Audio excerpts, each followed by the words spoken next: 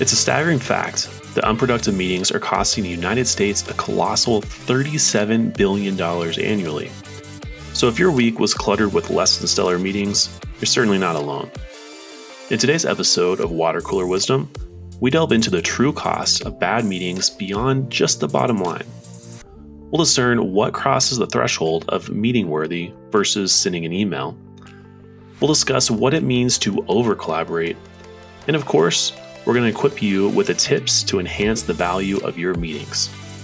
So tune in before your next meeting to discover how you can help buck the trend and make every meeting meaningful.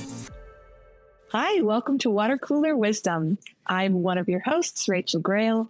And I am Jake Blocker. I'm so happy to have this meeting with you today, Jake, because we are talking about meetings today. Yes, I love meetings. Yes, this is going to be a great meeting. I didn't even mean to say that, but just came out. I've had too many meetings today, so my brain is frazzled. Yes, that happens. How do you feel about meetings in general? You know what? The good and bad. Sometimes I look forward to it, especially since we work fully remote. So there's like I get to talk to another human being today, versus my cat. So it's Right. Sometimes nice to have that, but then there's other times where you're like, oh, I'm dreading this meeting so much. I'm not ready for this. I'm tired. Mm-hmm. My brain is fried. Mm-hmm. What about you? Yeah, I feel similarly. I generally love collaborating with people, and I am eager to connect with people, but then sometimes I have high hopes, and my hopes are occasionally dashed when we get into the meeting. But I think that we've got a great guest to talk about this today. As you know, Michael Reedy is very well informed on this subject, and I can't wait to hear what he has to say today. He can read a phone book, and it's interesting to me. So it's great. It'll be a great conversation. It will. Before we get to the conversation, I have, for everyone listening, we have a new bit that we're adding to the end of every episode for each guest. And so it's going to be just a rapid fire question. And we'll start this with Michael today. But to really test it out, see how it goes, and to get to know each of us better, I thought we could do it on ourselves. Is that okay with you, Rachel? I love that. I think if we're asking our guests to do it, we should also share openly. Might as well. And honestly. Yeah. All right. So I'll ask the questions. We'll both answer. You can start, and I'll do the second response. Sounds good. First up, coffee or tea in the morning? Tea. PG Tips. Coffee, and 15 cups of it. What about early bird or night owl work style? Mostly early bird. I can get down with the night owl, but mostly early bird. I'm a Afternoon wannabe siesta though, all day. Oh yeah, 100%. Yeah, I'm a wannabe early bird, but realistically, I'm a night owl. Unfortunately. Know thyself, Jake. Yes. What about digital or handwritten for your to-do list? For work stuff, I do digital, but I do handwritten. Actually, I have a little thing called The Remarkable. It's like a digital notepad. I have that too. Yeah. So blending all worlds. Yeah, mine's sitting collecting dust somewhere because I don't use it anymore. But it's expensive. I just revived it in the holder. New Year's. Like, okay, let's write some New Year's resolutions in here. Yes. For me, it's mostly digital, but I like, sometimes I'll do a quick handwrite that'll transfer to digital someday. Mm-hmm. Nothing like a good pen for some things. Oh, for sure. What about an app, platform, software, whatever it is that you swear by with work? I think I've been using ChatGPT for a lot of little stuff lately, and it's just been really fun. It's opened up things. So lately, that's what I swear by. I agree. A lot of productivity. Yeah, I do the same thing. Gotta watch it though. Oh yeah. Don't get too comfortable with it. So I think for me in marketing, it's HubSpot, and HubSpot does not sponsor this, but HubSpot, if you would like to sponsor this, by all means, they are awesome. And they should pay me for how much I recommend them. What about a book that has made a significant impact on you? There's so many. I had a hard time deciding, but I'll just say The Untethered Soul. Yeah, for me, probably Twilight. No, just kidding. It's not. Oh, I'm just kidding. It is not. I was 100% gonna not. be surprised. No, it is not a promise. So for That's no me, shade for any Twilight lovers out there. That's only a perfectly little, but no, respectable. no. I mean, I still read it, so yeah. No, for me, it's hard. I read primarily fiction. I'm not the biggest fan of the coaching or self-help stuff. I just tend to think of all the things I'm doing wrong whenever I read those books and just get stuck there. So I don't know that I can actually answer it. I mean, I've read some really good books in the last year. What book would you recommend, the novel that you would recommend I read? Ooh, Song of Achilles is a really good book. I've heard that's a good book. Yeah. It took me a while to get into it, but then once I did, it's like, it's a solid book. Writing it down. Yes, I don't recommend The Fourth Wing. I finished my year on that one, and people loved it. Mm-hmm. Yeah. Sorry, I might get hate for that, but right, we're gonna lose some listeners today. Oh man, what about, speaking of podcasts or music for background as you work? Honestly, most of the work that I do is so thinking heavy that I need to work in silence. It's a treat if I can put on some music. I do love that. Podcasts are more for like if I'm driving or walking. Love that. Yep. I agree. Similar, like whenever I'm doing any writing or reading for work, I'll do lo-fi a lot, and I have some lo-fi playlists that there's no music. I just have something in the background. Yeah. Or we gotta share if I'm doing lo-fi. Oh yes, I love it. I do some classical lo-fi, which is very interesting. Nice. Maybe we can link some to the podcast so people can know what on earth we're talking about for those that are uninitiated. But if I'm doing like some monotonous work where I don't have to think too much, it's just, pushing things out, then a podcast or a good playlist is up my alley. Love it. What about work environment, remote or in person? Day-to-day remote. I do love being in person with people and doing trainings and having meetings together, but for day-to-day remote. Yeah. And I know where you fall on this one. Yeah. If you just listen to episode 1 and you'll know exactly where I stand, but remote 150 billion%. Introverts unite from our separate workspaces. Yes, please. But I will say I like the occasional get together with teams and seeing people in person, but 99% of the time remote. Agreed. All right. Final and biggest question is, if you could have a water cooler chat with anyone, dead or alive, who would it be and why?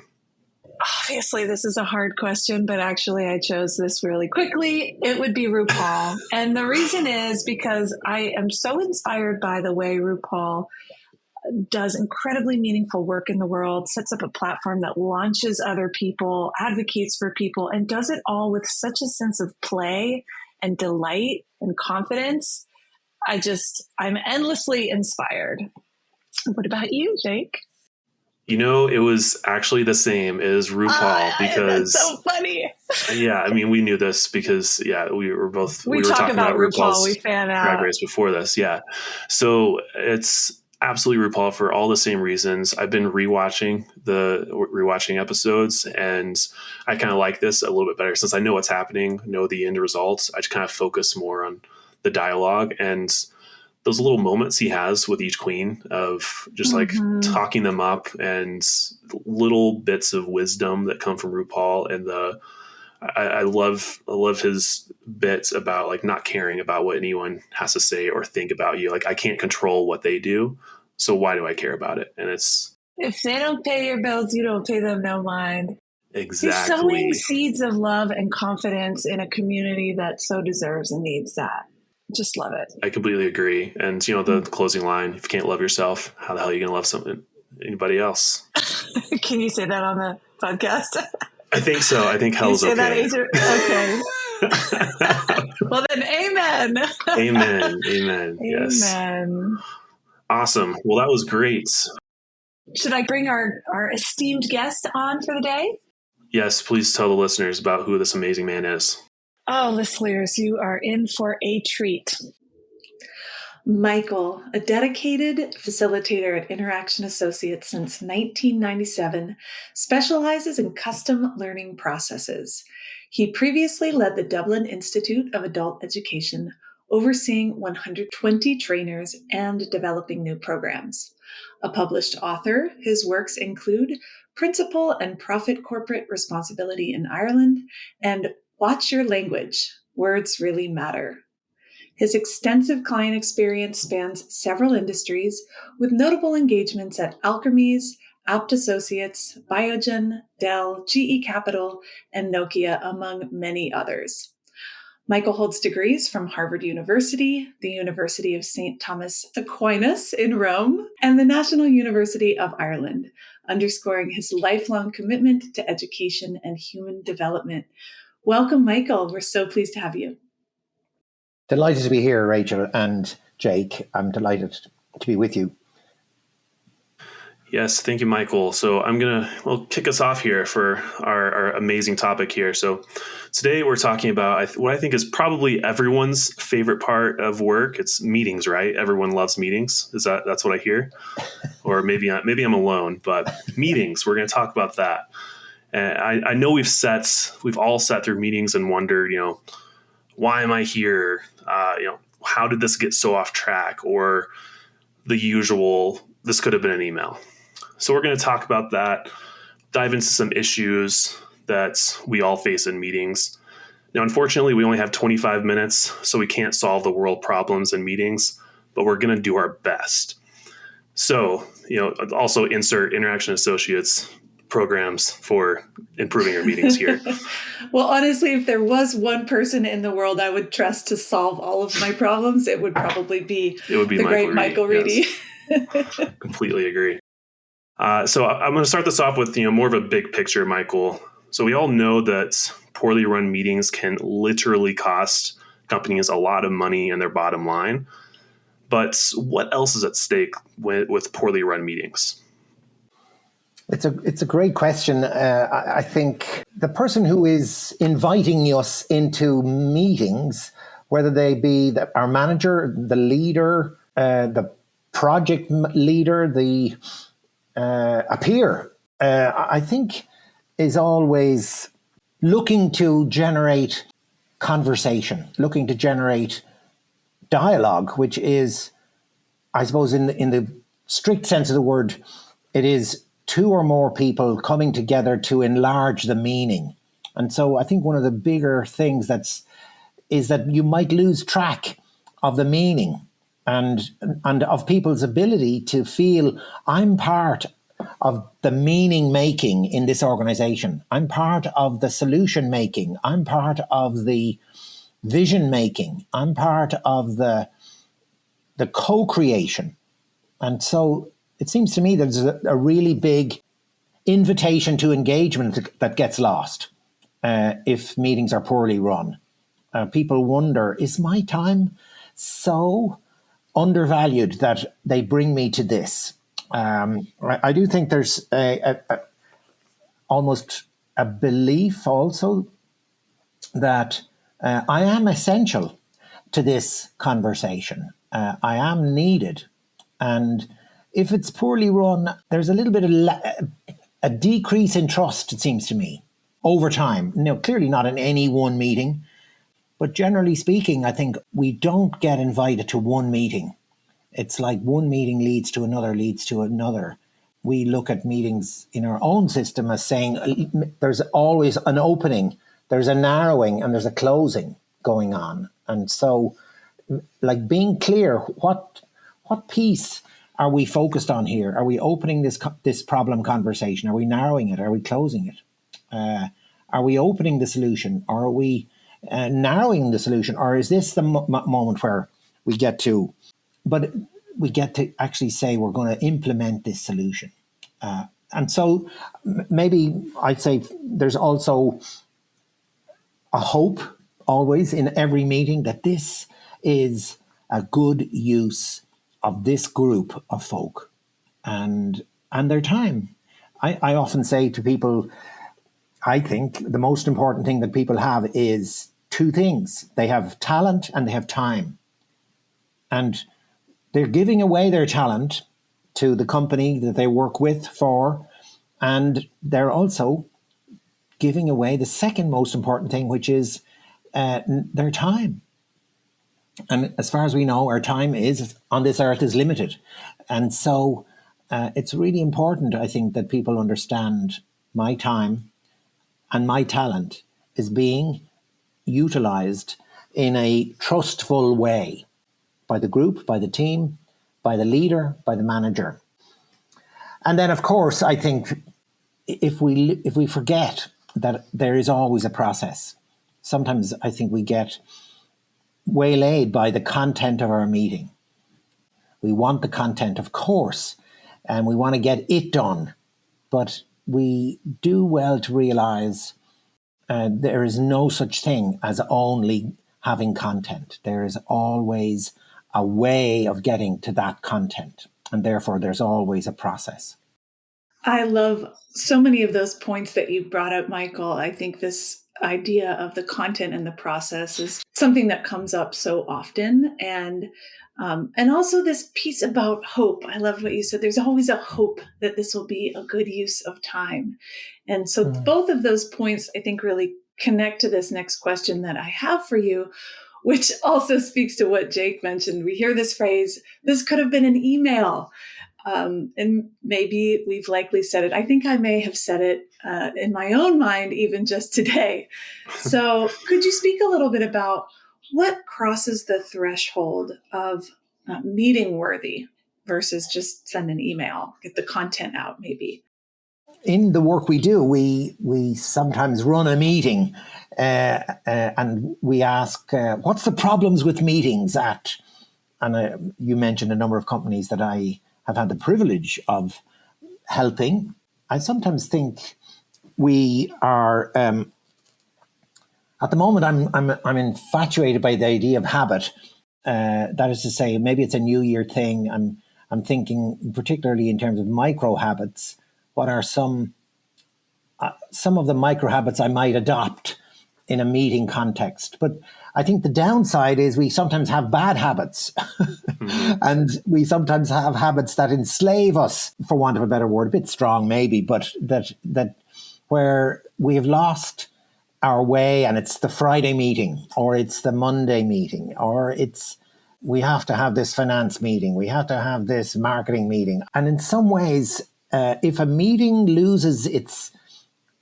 if it becomes ordinary, it doesn't mean that I believe there is a place for a regularity of a team meeting.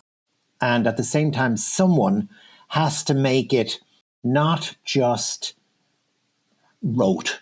Someone has to put effort into the preparation. And it's quite an extraordinary thing.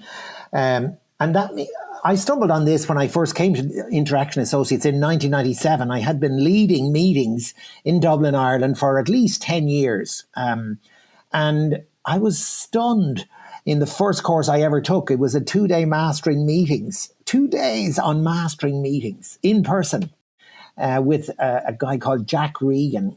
And he was a great teacher with a fellow called John Reed. And they taught a thing called desired outcomes. And they said every meeting should end up starting out with, what do you want to get out of this? And it should be able to answer that question. So I do feel that a meeting that does not have a desired outcome is not meeting a threshold of worthiness, by which now a desired outcome can be a product or it can be a knowledge, we say. So I do hate the word just. This is just an information meeting. This is just, I have to advise, the word just in this context is misused and abused. This is an information sharing meeting, is a profound meeting because you're getting to hear different perspectives on the same truth, perhaps, or the same reality as experienced by different folk, even within the same department, the same division, the same organization. There's a piece of me that almost feels if a meeting could say up front, what's the desired outcome? almost everything else is going to work. I discovered fairly recently, since Zoom came along, you can put the desired outcome in the Zoom invitation, and it's like, oh my goodness, you could prepare for the meeting and have everyone understand this is what we're meeting for. We're meeting to achieve, maybe it's a decision to achieve an agreement. Maybe we're meeting to have a shared understanding of what's the problem, so that we could move forward into the solution. Have a shared awareness of people's perception of what might be a solution to a problem, so that we can begin to choose which solution will we run with and move forward into implementation. Now, of course, nearly everybody goes to a meeting not with just wanting to get a desired outcome, but they also, I think, deep down hope, pray, believe that we might make a decision in this meeting. And it's so much, it's the fuel. It's a human fuel. It's a human fuel, I think, that nearly everyone wants to. I heard recently of someone who, it was actually a person that I had met in Rome many years ago, and somebody went to them and they said, don't wait to tomorrow to begin. Don't wait to tomorrow to decide. Decide today. And so pulling forward that decision making, if the information has been uncovered, is a significant hope, I think, that makes for making a meeting worthy. If we could get to the point where we feel that I have been asked for my opinion, and others, significant stakeholders, have been also invited to share their opinion, I think there is then, if we could agree on how will we make decisions and say it out loud. Not every decision has to go for consensus. Sometimes people are really happy. I remember being on the board of my own company, and this is Interaction Associates, when it was an ESOP, and the chair of the board, Mary Beth Tahar, would say, and in a one-on-one conversation with me, what do you want on the board meeting, the quarterly board meeting, Michael? And I would say, and then she'd say, there's 5 other people on the board, Michael. You're the second person I've gone to. I'm going to go to the other 4, and then I'll make the decision as to what will get on the agenda for the meeting, which she was usually doing this work 3 weeks ahead of time. Again, getting stakeholder inclusion, letting me know how she was going to make the decision. And ultimately, I was very happy that she would make the decision as to what would get on the agenda once I knew that my input had been sought, had been weighed, and was valued. I like that piece on involvement specifically, because I feel like there's always 2 extremes for most meetings. It's either not enough people are involved and no one knows what's going on. You get the transparency issues, all of that, or everyone is involved and nothing ever gets done because everyone has to have an opinion and no one is going to come to a consensus on that when there's too many people. So I want to ask you about that balance. So how can leaders strike the balance between seeking valuable input and overburdening team members with excessive collaboration or maybe too much collaboration? I think it's too much. I think that's fascinating to raise that reality, because I used to think that every decision had to be made by consensus. Mm-hmm. I somehow thought that was correct. I thought that was right. I've subsequently changed my mind on that. And so I think you're raising the possibility of too much collaboration is another way of saying perhaps we were going for consensus in everything. Mm-hmm. So I do feel consensus, properly defined, is everyone feels heard, everyone feels invited in, and everyone is clear then what's going to happen to my input. So sometimes we actually say you're trying to balance involvement and ownership. Clearly, you want to walk out of that meeting with everyone owning the decision. Sometimes the greatest possibility of ownership is when someone, after a long period of indecisiveness, says, this is what we're doing. They don't decide on their own. There's been some, quite a lot of input beforehand, but they grasp the decisive nettle or the decision-making nettle. I do think gathering input from individuals can happen in one meeting, and then maybe we come back together and someone says, I've reflected on that. We've made this is the decision going forward. Another alternative, of course, is that you gather together in the group and everyone does go for consensus. I think little parameters have to be built in there. How long will we spend doing this? In my experience, it's a fantastic little invitation to say, we'll go for consensus.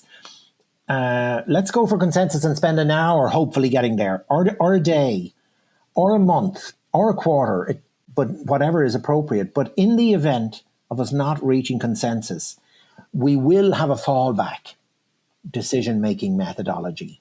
And the fallback could be to a subgroup would make the decision, an individual would make the decision, or we'll delegate that decision. Nearly every one of us in leadership, you, Jake, and you, Rachel, and of course, all of our listeners, are delegated with constraints to be decision makers. I'm lucky to have been invited into leadership as a leading learner. And so when I show up to do some work with an organization, I am delegated to be the leader of the learning under the umbrella of facilitation sometimes, under the umbrella of leadership, under the umbrella of coaching, under the umbrella of management. But I'm actually not totally free to do whatever I darn well like. I'm delegated with some constraints to do that. So nearly every leader in the world, with the exception of an autocrat, is delegated with constraints. Even the president of the United States, great and all as our country is delegated with constraints. 4 years. After 4 years, go back and ask permission. The most you can possibly do it for is 8 years. So anyway, I'm really just saying that getting clear on the decision making and saying it out loud is a really significant, I think, engagement tool. And then people know we're going to make a decision. And I remember learning about that and having that feeling of, oh, we are going to make a decision. We do have this time box. I have an awareness of how this process is going to go. And it's my experience with that is that it's made my brain feel like it can relax. I can be calm. I understand what the order is going to be. And then I can just give myself to being a good participant in the meeting. So what I'm hearing is that there's so much that can be solved just by knowing how you're going to set it up, having a plan, having a desired outcome, and then communicating that plan to everyone so that we can all show up at our best in some way. Yes, yeah. And I think this connects to this other question that I have for you. We talked a little bit about ownership in a different context of owning the implementation of something, but there's also the ownership in terms of defining roles in a meeting. So in your experience, how does clearly defining roles like a facilitator versus a leader impact the effectiveness of a meeting? I think, Rachel, that's a profound question, really. And I think that if I was asked to say, what is the one stumbling block that most leaders fail on in terms of managing the process, it is not being clear on the distribution of roles within their meeting.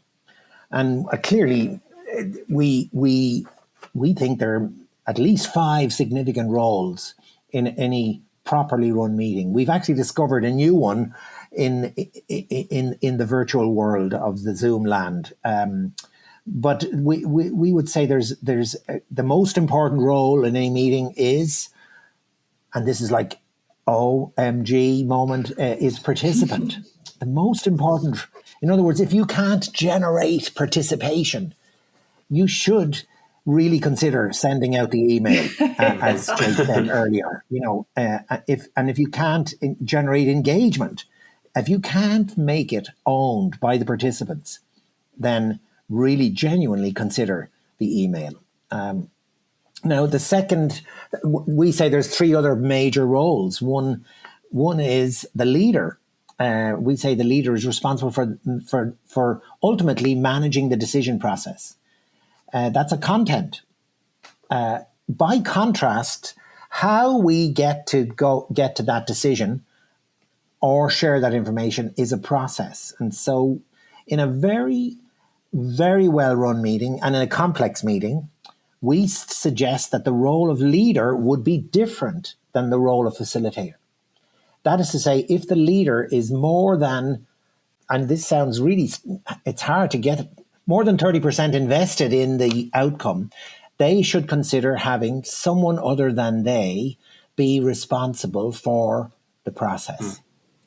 Makes so now, much sense. It's a skilled role. Mm-hmm. Yeah. And then, of course, we think we should have a timekeeper, perhaps, and that it would be really good for the leader and the facilitator to share responsibility for time with the participants. Yes. And we do think it's pretty important to be recording what people are saying. And that's another way that people's input seems to gain value by being either physically recorded or manually recorded, digitally recorded or manually recorded. In the digital age, we've discovered that in a complex meeting, you might consider having a producer as a fifth role. Mm-hmm. And again, most meetings are one-on-one. That is to say, I'm meeting with the two of you this moment, and so we don't need to overcomplicate that.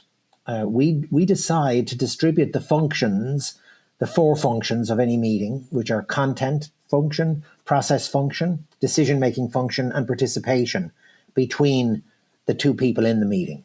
But as you gain or grow in complexity, you'd probably want to consider pulling apart the leader from the facilitator and having someone be responsible for the facilitation side of things.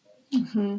And somebody be responsible for the scribing or the recording, and somebody also being responsible for the timekeeping.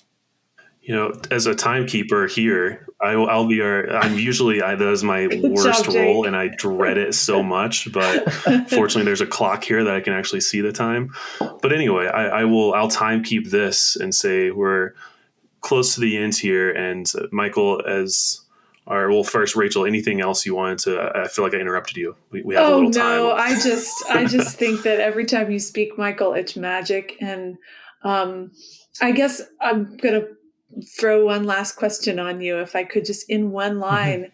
What do you think is the magic of meetings?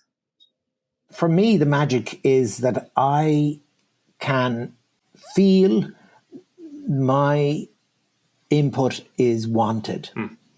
I can understand others' input, and I can taste the sense of collective wisdom being generated when real curiosity and real creativity is allowed to flourish in a small group of 4 to 24.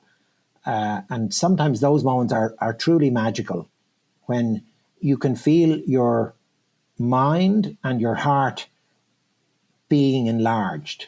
You can feel your thinking being softened, your hardness of heart being softened, and your heart being enlarged at the same time, and your mind being stretched.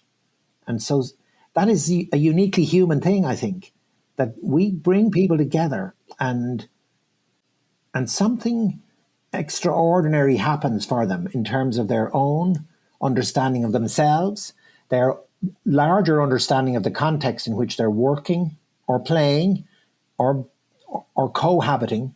And out of that comes an enlarged vision of what their lives might be like going forward, that they're prepared to commit to and implement. Well, that sounds worth it to me. Thank you. Thank you, Jake, for letting me throw that in. I know you've got some more questions too. So yes, I'm very excited, Michael, for you to be our first person to go through our rapid fire questions. And Okay. so are you ready for some quick one-liner questions I'm here? ready. All right. Yes. Here we go. I am. All right. Coffee or tea in the morning? Oh, I'm a tea man. Total tea. Yes. I assumed, yeah. Irish tea. Yes. Early bird or night owl work style? Night owl. Oh, interesting. Work style. Digital or handwritten for your to-do list? Handwritten. I'll say that very quietly. But handwritten, yes. There is no shame in that. No, none at all. So is there an app or platform, software, anything like that you swear by in your work? Or is it your handwritten notes? I love the audio function where I can send myself an email and compose what I'm going to write by using the audio function and sending myself that I can then edit. Oh, love it. Yeah. What about a book that has made a significant impact on you? If you have to narrow it down. Well, this is going to be a hard one. I would say, I think Leadership Without Easy Answers and Leadership on the Line by a fellow called Heifetz had a significant impact. Ron Heifetz was a professor at the Kennedy School of Government, and I think they had a profound impact on me. Those books. What about podcast or music for background while you work, or maybe there's something else? I love traditional Irish music, and so, but as long as there doesn't have to be singing in there, I'd have the Chieftains on in the background, or some later addition to the Chieftains perception. Love that. What about work environment, remote or in person? I've come to understand remote is nice, but and it's great to be in your pajamas sometimes. But I think for productivity, I like the environment because I like meeting some folk. Makes sense. Final question, big one here. This is $1 million question. This is the $1 million question for sure. Yes. If you could have a water cooler chat with anyone, dead or alive, who would it be and why? I would love to have a conversation with Rosa Parks and see the power that must have been in that lady to take literally the seat she took and ask her what happened the first time she did that,